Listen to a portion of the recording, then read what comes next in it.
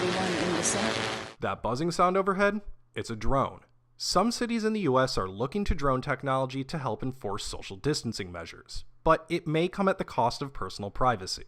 This is a public health announcement. This is the Chula Vista Police Department's homeless outreach team working with the county's Health and Human Services public health nurse. Chula Vista in Southern California is using drones to notify homeless populations about food pickup and health services.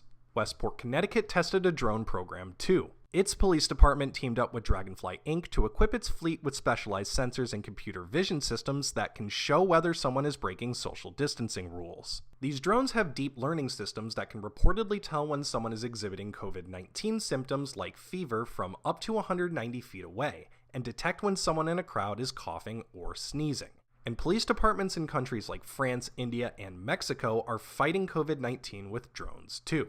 But in the US, drone monitoring is being criticized by privacy advocates. Westport quickly ended its program after the ACLU and other groups objected to the plan.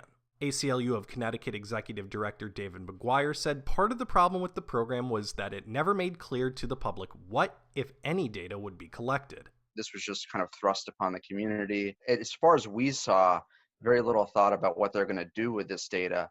And this is sensitive data. McGuire also questioned how useful a fever-detecting drone would be at curbing the spread of COVID-19. Some people question the accuracy of these. Other people question whether they'll be effective because people could either be asymptomatic or have a fever for another ailment.